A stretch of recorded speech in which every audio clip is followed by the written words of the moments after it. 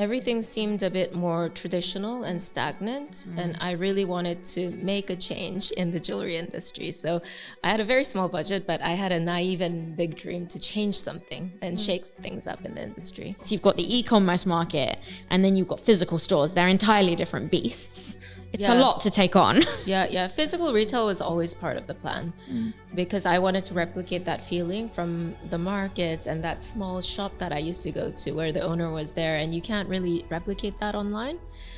So that was always the dream, but there's budget constraints, right, in starting physical retail, because there's capex, you need to stock certain amount of stock, you need to hire people. The business was going through rapid growth.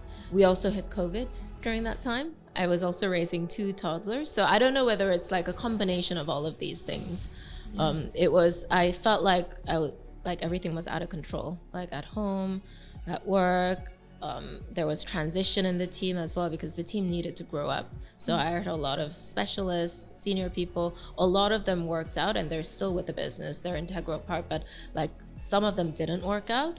So I had to let go of some people left. Like those things were very difficult for me. I think when you're a mom and you're an entrepreneur, there's no such thing as balance unless you're going to decide to slow down the growth like during that period until they grow up or they go to school.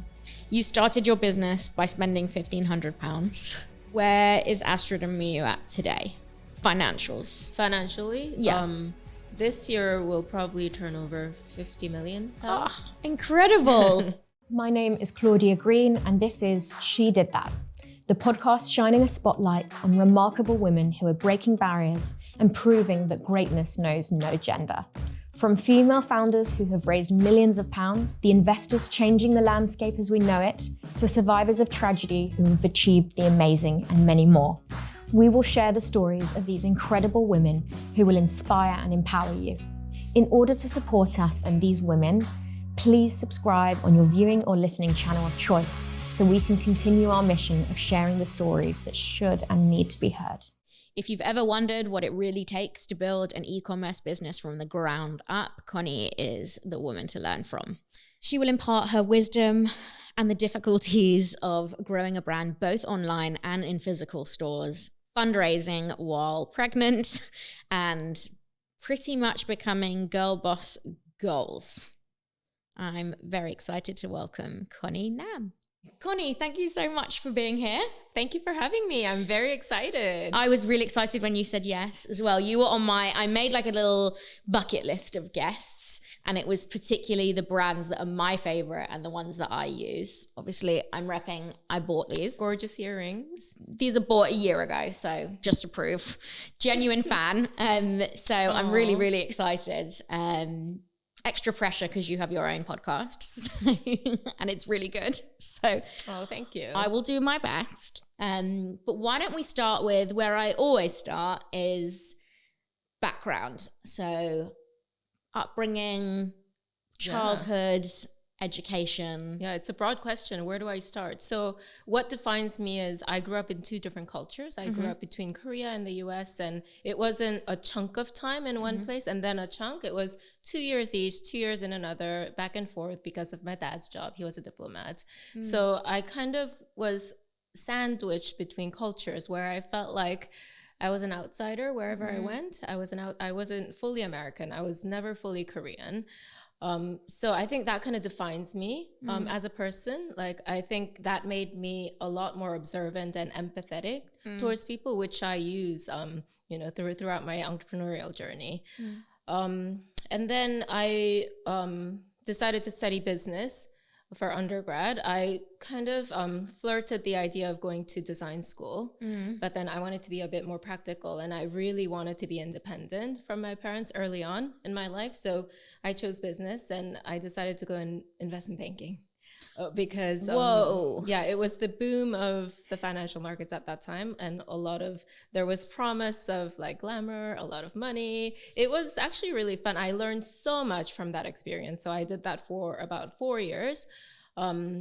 I was burnt out in the end, and I came to London to do my MBA, and then I started Astrid Miyu after. I did a small stint at LVMH doing marketing and strategy. So you were doing investment banking in the US then? In Hong Kong. So I started my career in Korea. Yeah. I did it for a year in Korea, and then I moved over to Hong Kong. Oh, so apparently Hong Kong is like the most hardcore when it comes to investment banking. Very hardcore. There must be like a lot of overachievers. What was it like compared to, obviously you hear all the stories about investment banking here, New York, and like the split between women and men. Is it any different in Hong Kong, or is it a more fair split or worse? Yeah. So I started my career in Korea and Hong Kong. Korea and Hong Kong are slightly different. In Korea, I was the only investment banker on the floor. The only female investment banker. All the other females were assistants. So when I went to client meetings, they assumed I was an assistant. So they'd ask me to make coffee or tea. So that was very common. So like you can't really take it seriously. And I was very young, so like I just like played along. And in Hong Kong, there was actually a good amount of female investment bankers at a junior level when we entered, but at the more senior level, it was all male. And it was very like male dominant. It was a very male culture as well in both cities. Well, you can imagine that the life of an investment banker is not conducive to someone who neither is an entrepreneur, but is not conducive to, you know, a woman that is going to get pregnant, have a family. No. I know there are a lot of things trying to be done to have a more equal split between men and women, but there are just certain industries where you're never going to get an equal split because... Yeah. And it's been like that for a long time, and it's really hard to have a complete culture shift. I heard it's getting better, work-life balance, but if you want work-life balance, that's not the career you choose. No, that's a very, very good point. And what was it like growing up for you? I mean, was there anything that really prepared for you to be in such a cutthroat environment? Because a lot of people you hear, they don't last their first week in investment banking. Was there anything that was instilled in you by your parents that kind of gave you that, not just work ethic, but also that ability to be resilient enough and be the only woman? Yeah, absolutely. I mean, my parents were very strict and hard driving in terms of academics from early on. And I think I think a lot of like Asian or Indian parents can probably relate to that. But I also like went to a very competitive high school where you had to be academically at top 1%. So I think that gave me the foundation of like working really hard. I was working until this was in Korea. We were studying until 10 p.m. and then we did extracurricular classes until midnight, and we wouldn't go to bed until 1 a.m. And then you'd start that all over again from 7 a.m. So it was like a rigorous program for 3 years to get into the best university. I would not recommend that. I don't think it's good for mental health, but I think compared to that, like anything else is so easy. That sounds like a lot for anyone, let alone a child. Yeah. Like that's intense. So tell me about the birth of Astrid and Miyu. How did that come about? What was the inspiration behind it and the initial strategy? Yeah, so I like I told you, I grew up in different cultures and I used to travel a lot with my family. And my favorite pastime was going to markets. I still love it. Me too.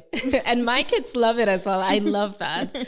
Going to markets and picking out like little trinkets and little jewelry with my mom. And my mom still has them when I go back home. And my kids were going through them recently. We went back home to Korea in April and they were going through my mom's jewelry box. And I can see like every single piece that had a meaning. Like I can remember where we went. And I just love that hustle and bustle and that community feeling of going to markets. But when I like grew up and went to the high street and did my jewelry shopping, it wasn't the same. Like everything's under the glass. It's very professional, quote unquote, but you don't have that warmth and you don't have that hustle and bustle. And I remember back home in Korea, there was a tiny jewelry shop I used to go to. The owner was always there. She was a jewelry maker. The pieces happened to be beautiful, but I walked in not because of the jewelry, but because of her, because she was a community. She was building a community, I guess, like without knowing what community building meant. She always asked me about my day. She remembered every single little facts about me. I used to buy coffee and walk in and just chat to her. She was like my older sister that I never had, but I would walk out with jewelry pieces because they happened to be beautiful. And I kind of wanted to replicate that feeling into the jewelry world where everything seemed a bit more traditional and stagnant. And I really wanted to make a change in the jewelry industry. So I had a very small budget, but I had a naive and big dream to change something and shake things up in the industry. That's incredible. So the initial idea, you knew it was going to be jewelry. Did you have price points in mind and kind of what market you were really going to go for? Yeah, so experience is one part. That's a huge part of the inspiration, but also the products and the price points. I just couldn't find a jewelry brand or a shop where I wanted to shop. So it was very, very personal. Demi-fine category didn't exist in this market when I launched 13 years ago. There's a lot of cool brands now, which is great. But back then, like, it was all chunky, kind of metallic and plastic pieces. And there was if you wanted something fine, you had to go to a fine jewelry shop where everything costs more than 500 pounds. So I wanted demi-fine to be accessible. And this already existed back home in Korea and also like our neighbors, Japan, since I was growing up. So it was a very easy, it's not like I invented this category. It existed somewhere else. And then I kind of brought it over to this market. It's true though, because I remember like growing up, you either had to spend thousands or many hundreds on a nice piece of jewelry or you were getting rubbish.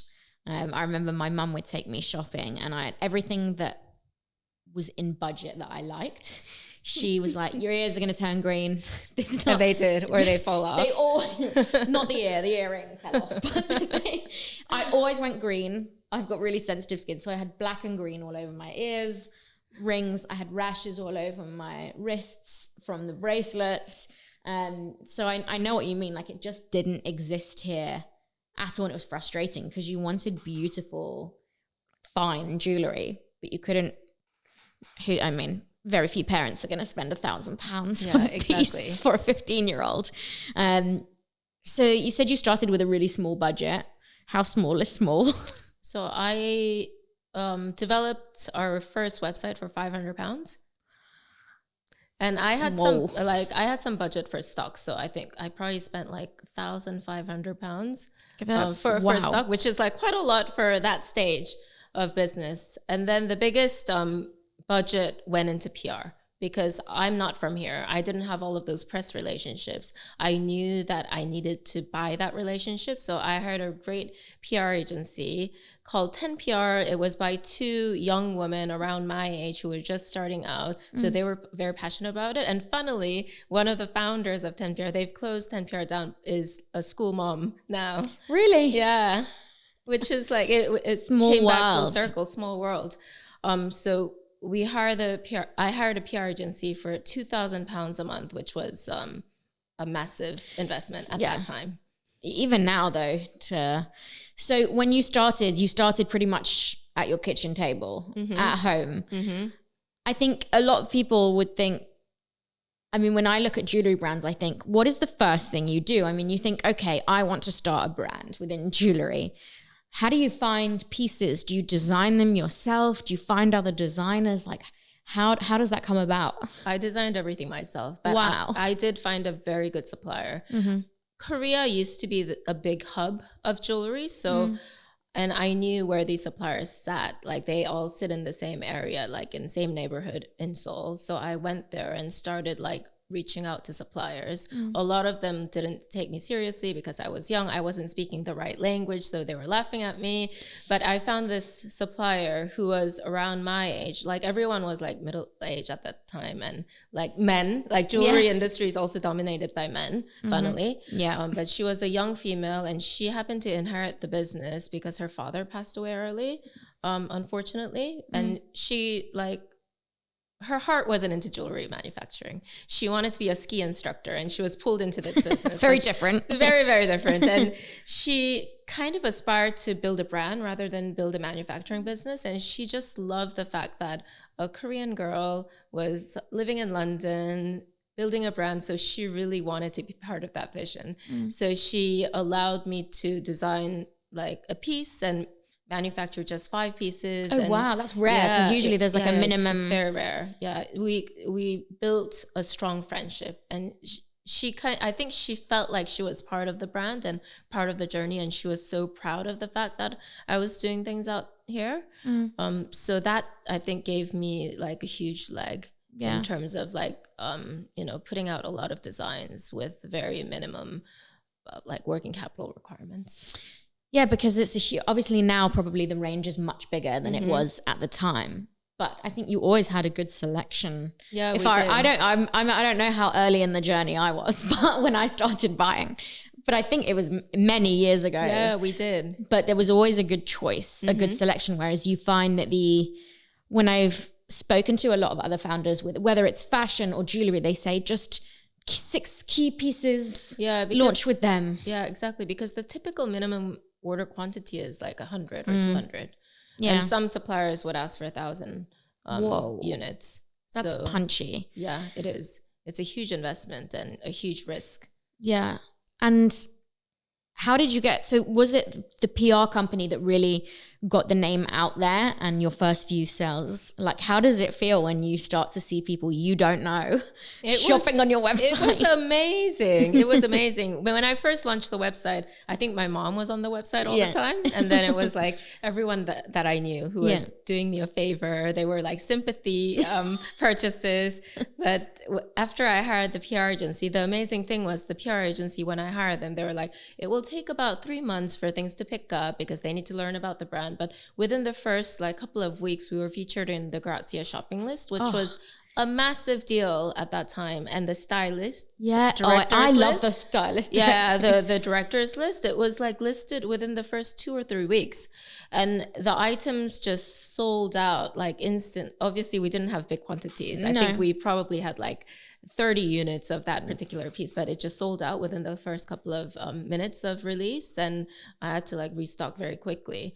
So that was really exciting. And I still remember the first customer that came in who wasn't a name that I knew already. Yeah. I still remember that name. Really? Yeah. It must feel amazing. I saw a quote online and it said, when you shop with a small business, when they receive your order, they do a happy dance. And it must have been like that when you saw it. You were like, yay! Yeah, exactly. And I used to save on postage. I lived in Notting Hill, and if I saw a Notting Hill postcode, I would just hand deliver. I love that. Yeah.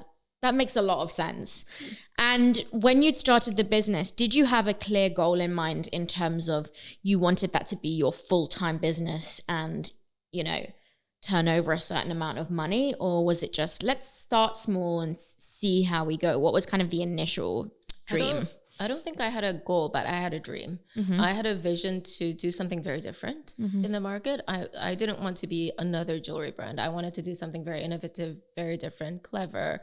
And I wanted other brands to look up to Astrid Miyu. But I just didn't have, it was not possible to have a goal, because serving that one customer at a time, that was much more important. And how do we get the first 10 customers, or how do we get that first 20 customers, so much more important. But now I definitely have a goal, because I can have a goal. Yeah. It's much more predictable. Was there a moment in your journey which was like, oh my gosh, pinch me, I think this is actually has the potential to be hugely successful?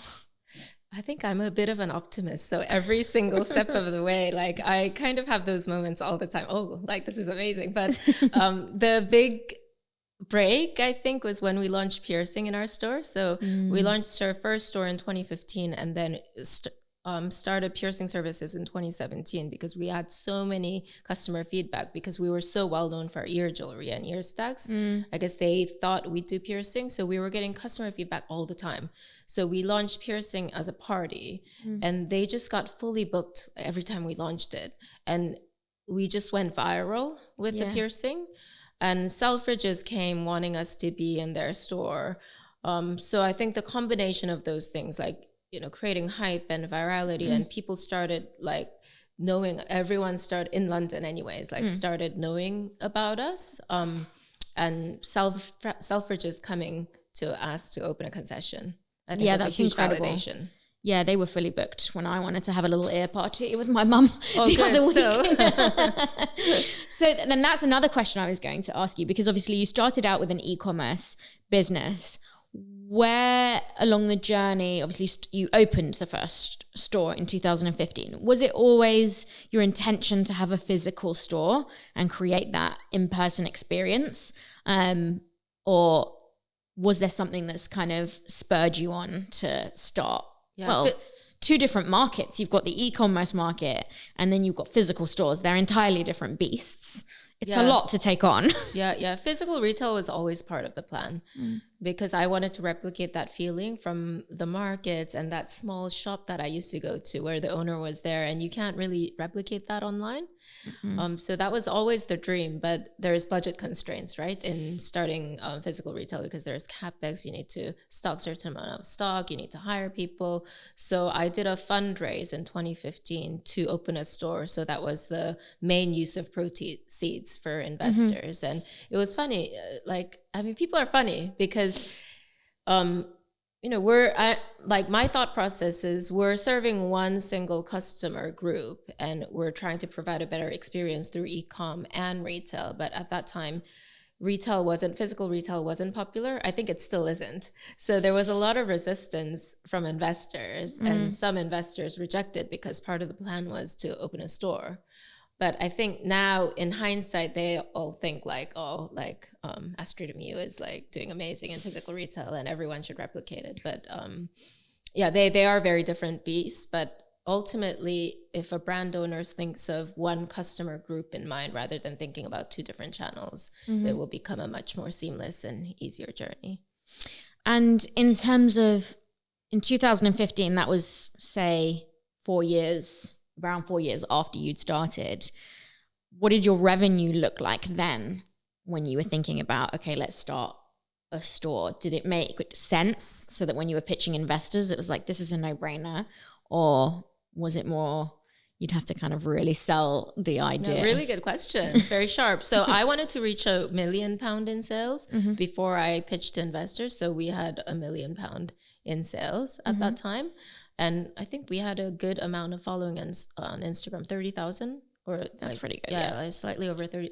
It was easier to gain followers at that time because the algorithm and everything was free. Like I could gain followers for free. So I had some kind of like credibility and data behind to speak to the investors in their language. And obviously your stores are in the most affluent neighborhoods in London. Are there any challenges that you have found running physical stores? Obviously, there's the operational side of running physical stores, but are there any other unique challenges that come with? I guess in physical retail, obviously like other operations are people dependent as well, but physical retail is heavily people dependent and they need to be in a really good mood and they need to be happy in order to make the customers happy. So making sure that they're happy and making sure we provide structure, but like a culture and environment where they can flourish and feel like they're part of a team and they believe in the vision, but they also feel appreciated. I think that's probably the biggest challenge. I think we're doing a good job, but there's still a lot more we can do.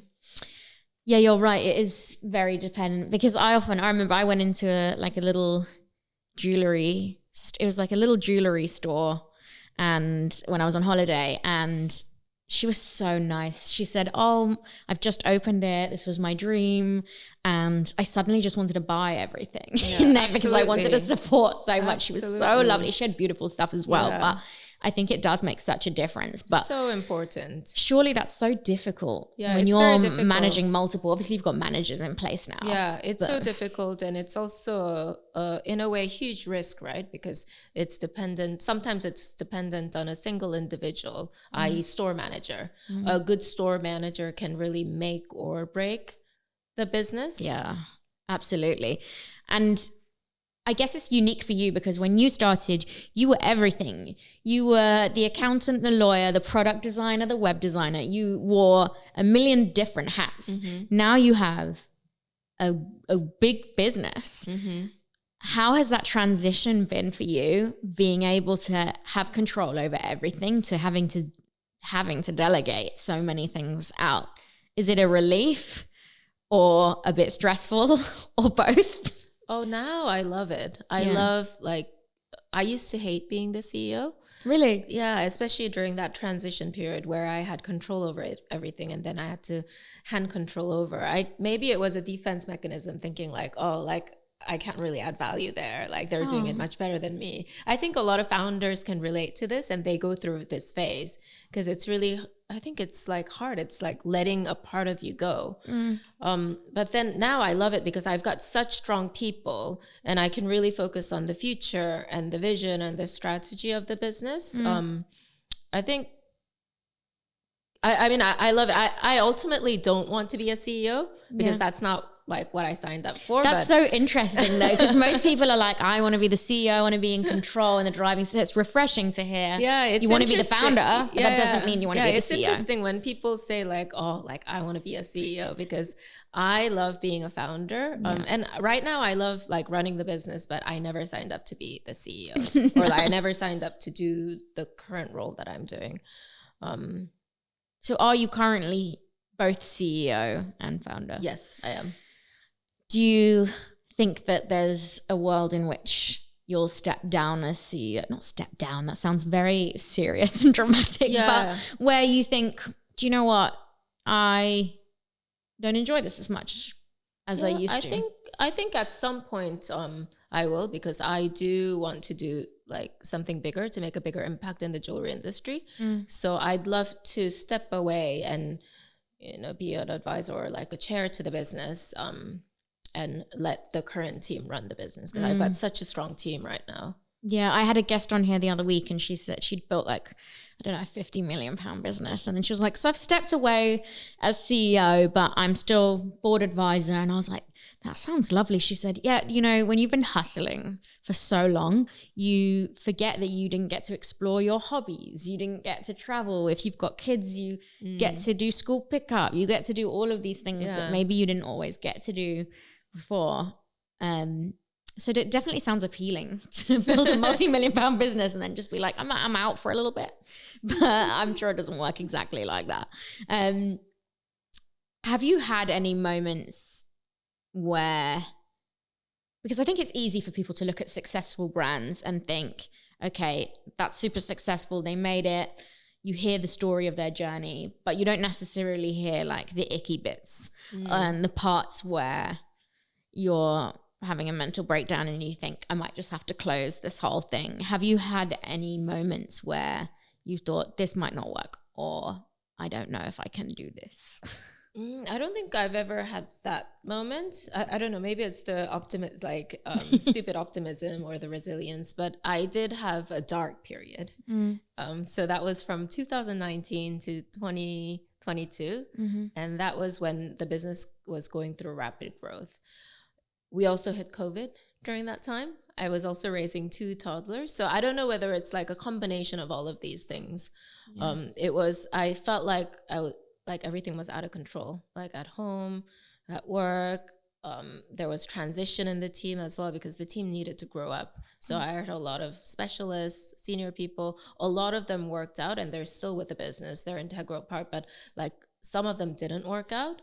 So I had to let go of some people left. Like those things were very difficult for me.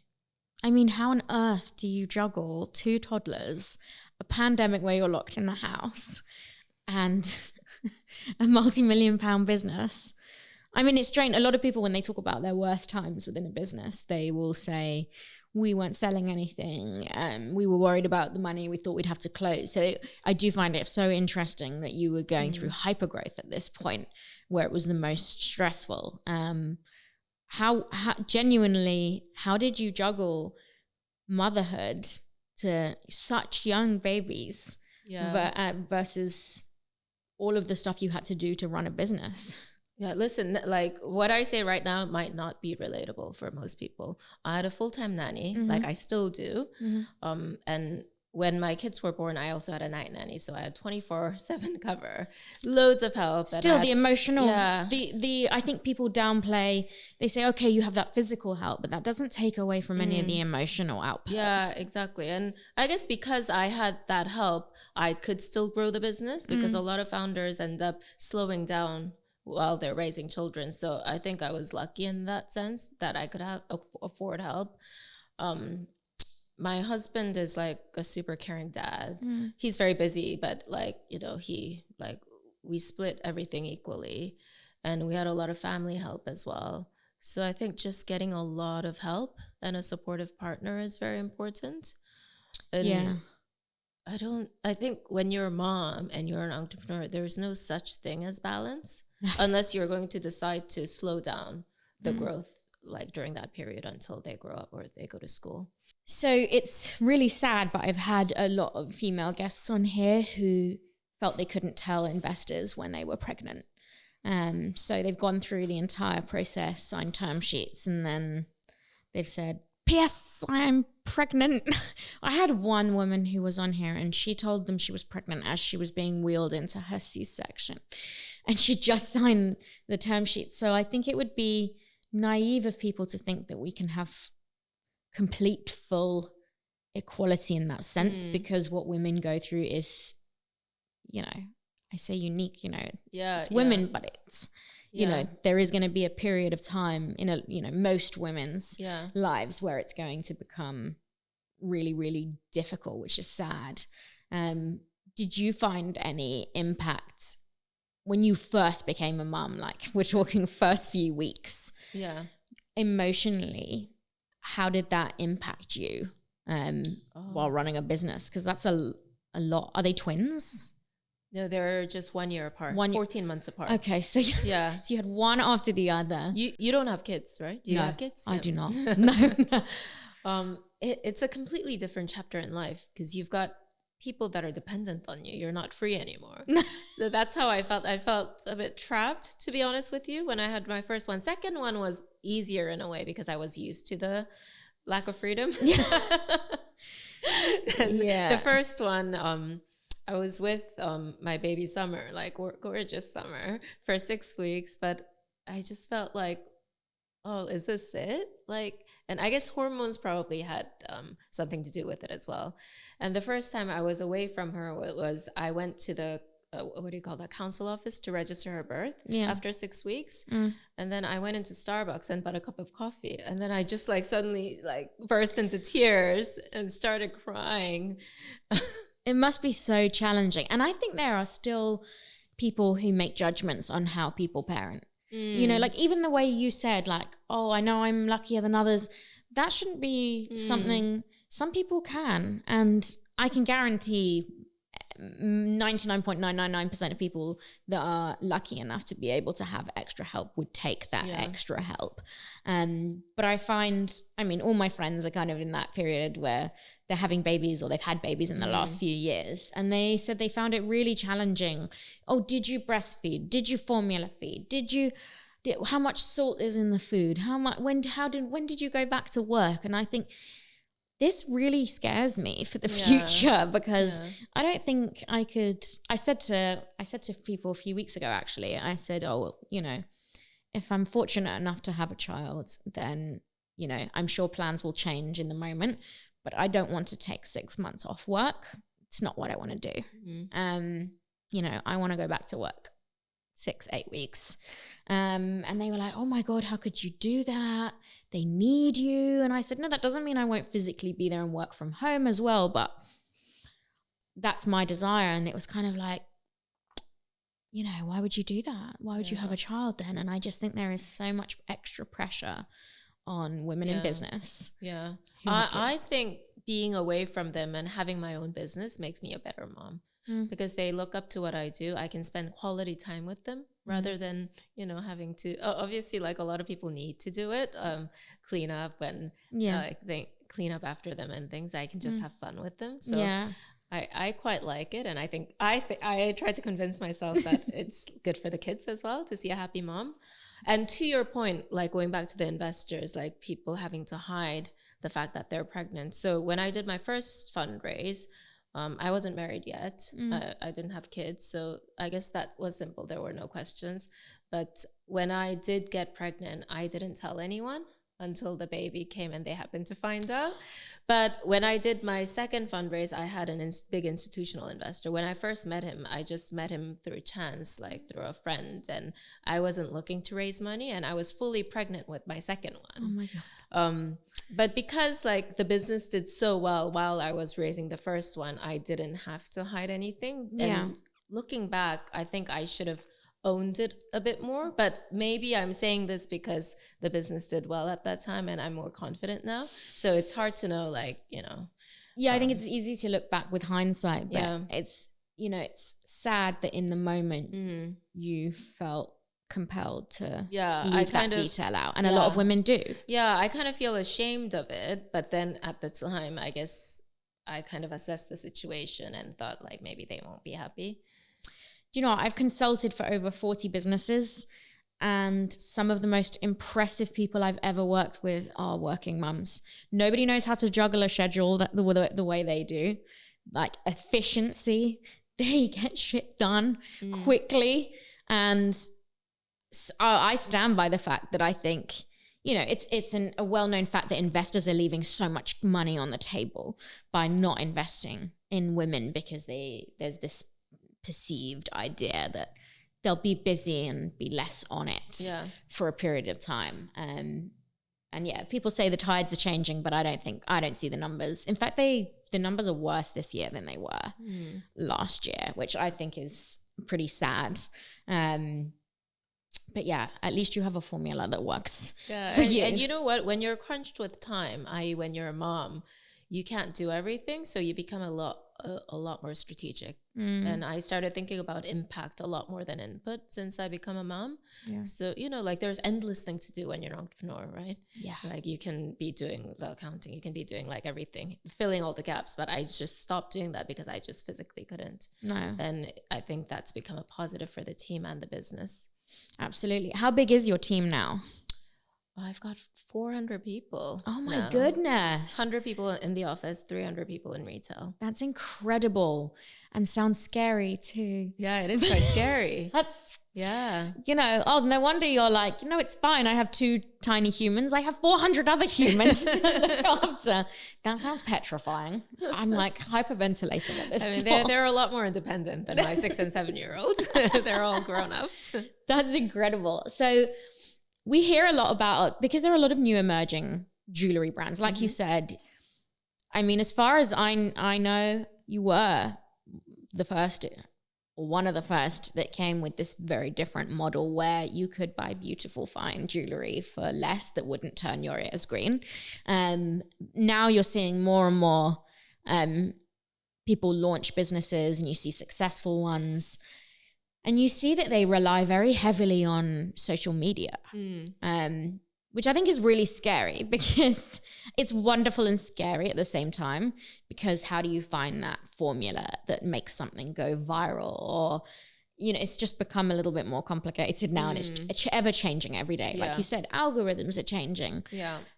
Is there anything specific that obviously you have someone who looks after, an expert now who looks after your social media, but are there any trends that you've seen within successful jewelry businesses where you think that works? Or in social media? Yeah.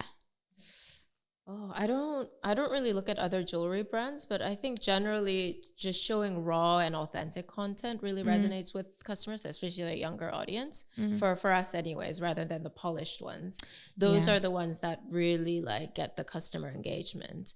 And if there's, I mean, TikTok is also different from Instagram. Like on Wildly. TikTok, like I think catching on trending themes and trending music seems to be very important, but obviously I'm not an expert in TikTok in any way.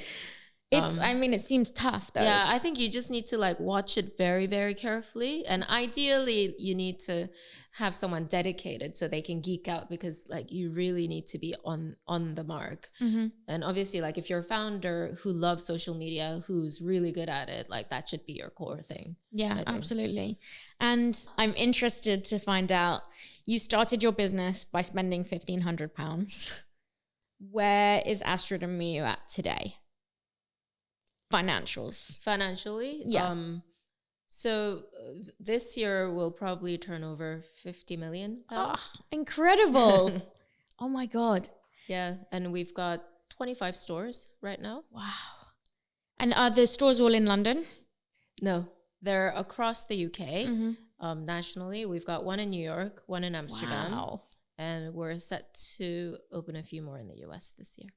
Do you ever just have a moment where you're like, yeah, I run a 50 million pound a year business with 25 stores across the world? Like, do you ever give yourself that moment to sit and think about what you've achieved? You know what? I should, but I never do, because I don't think 50 million is a lot. I don't want to be like pompous or anything. No, but you got. But that's what makes you a good entrepreneur. Is like I think there's a lot more we can achieve, and I just think about what I need to do in the future and what can be done better. That's what they say about the most successful entrepreneurs. It's never enough and you reach your next milestone. But I think that if I've learned one thing is that I had a really bad year within business, made no money, made a loss. And it was only then when I looked back and thought, okay, I turned over 500,000 in my first year. Like, that was amazing. But during the time I was like, whatever, it's nothing.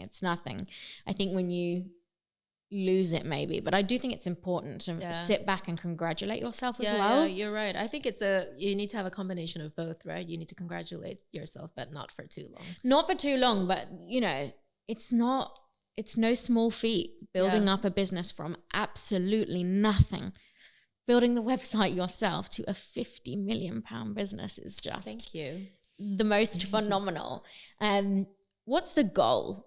Is there an end goal, or rather, is there a 5-year goal? How do you in your head, how do you put your goals together? Do you do goal setting? Yeah. So we do, as a business, as Astrid Miyu, we do a 5-year plan, but we also do like big vision workshops. And for the business, I want Astrid Miyu to be a global cult brand in the next five years or so, like 5 to 10 years.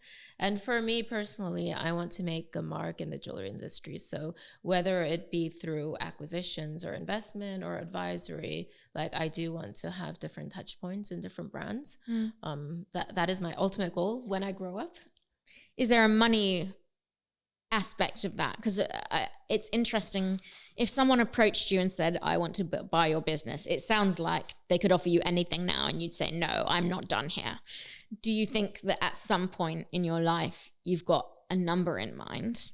I don't have a number in mind, but I would love to find a good partner who can take the business to the next level in the next couple of years. So not like a quick cash out, but someone who can really run the brand and create a legacy and run it for a long time. Like LV? Yeah. Like LVMH would be my dream. Yeah. Okay. I can see that. I'll manifest that for you. Thank you. And I also just wanted to ask you about, because obviously you have done this from scratch and you have worn every hat in the business. So you have learned a lot. And there are so many aspiring, particularly within the e-commerce D2C space, so many aspiring entrepreneurs.